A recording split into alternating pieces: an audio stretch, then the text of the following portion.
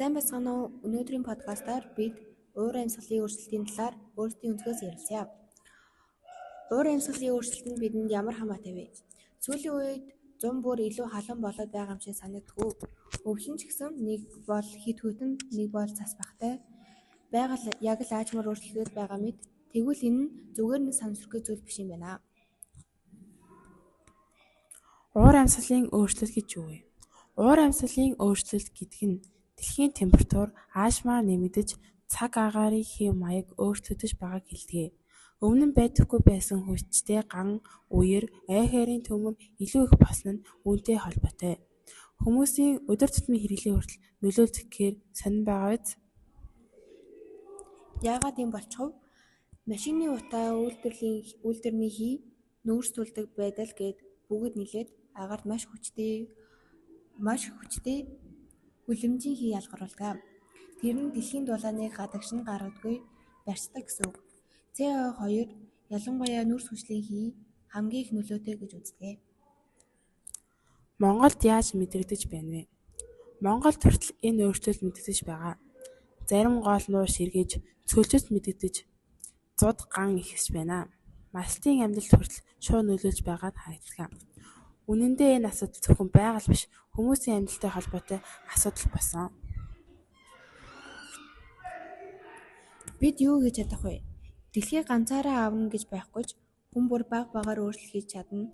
Жишээ нь хогоо ангилах, цахилгаанаа дэмий асаахгүй байх, мод тайрах, усаа хэмнэх гэх зэрэг жижиг үйлч гэсэн олон хүний оролцоотой бол том үр дүн гардаг. Тэгвэл хамгийн чухал асуудал бол бид юу хийж чадах вэ? Уур амьсгалын өөрчлөлт бол том асуудал шиг сонсогдож, үнэн дээр бидний өдөр тутмын жижиг үйлдэлээс их хамаардаг. Гэр бүл өөрөөсөө эхлэх зүйлс. Юуны өмнө гэртээ цахилгаанаа дэмий өрөхгүй байх хэрэгтэй. Ашиглаагүй үедээ гэрлээ унтраах, цэнэглэгчээ залгаатай орхихгүй байх гэж жижиг зүйлсээс эхэлнэ. Мөн усаа хэмнэх, шүдээ уухдаа крантаа хаах, ус дэмий асгахгүй байх хэрэгтэй. Хог аягдал, хогоо ангилаж хаях нь маш чухал. Дахин боловсруулах боломжтой зүйлсийг тусад нь ангилсаар байгальд очих хог багаснаа.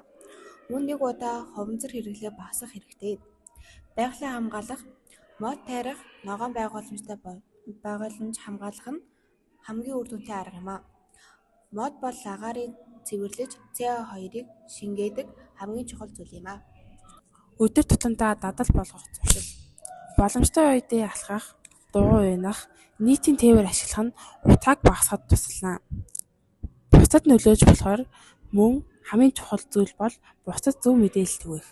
Гэр бүл, найз нөхдөд байгаль хамгаалах тухай ярьж хамтдаа өөрчлөлтийг эхлүүлж хийх хэрэгтэй. Ийм нөхцөлд хүүхэд залуучуудын оролцоо маш чухал байр суурь эзэлж байна. Юуны өмнө хүүхэд залуучууд бид байгаль ээлдээ өдөр тутмын зөв дадлыг хэвшүүлэх боломжтой. Жишээлбэл цахилгаан усаа хэмнэх, хэрэггүй үед гэрлээ унтраах, нэг удаагийн хуванцар хэрэглээ багасгах, хогоо зориултын савнд хийх зэрэг энгийн үйлдэлүүд байгаль орчинд эерэг нөлөө үзүүлдэг. Эдгээр нь жижиг мэт харагдаж олон хүн хамтдаа хэрэгжүүлбэл их хэмжээний өөрчлөлт бий болгох чадaltaй. Мөн сургуулийн орчин хүүхэд залуучуудын оролцоог хөгжүүлэх хамгийн чухал газар юм.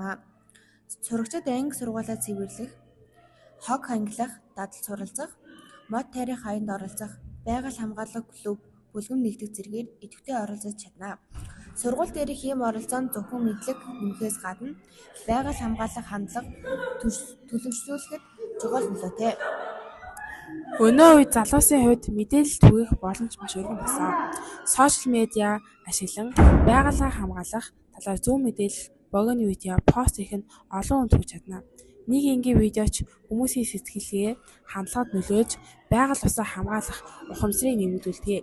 Иймээс залуучууд мэдээллийн хүчийг зөв ашиглах нь маш чухал юм. Түүнчлэн хүүхэд залуучууд олон нийтийн сайн дурын үйл ажиллагаанд оролцох боломжтой. Мод тайрах өдрөлөг, хог цэвэрлэгээний аян, байгаль хамгаалах төсөөлөлт зэрэгтэй идэвхтэй оролцсноор бид зөвхөн үзэгч биш, харин бодит өөрчлөлтийн нэг хэсэг болж чадна. Эцэст нь хэлэхэд хүүхэд залуучуудын оролцоо бол ирээдүйн хамгийн том хүч юм.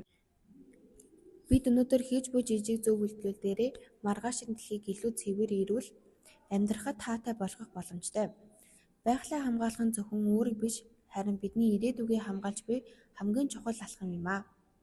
Төгсгөлөн гэж хэлэхэд уур амьсгалын өөрчлөл бол холын асуудал биш.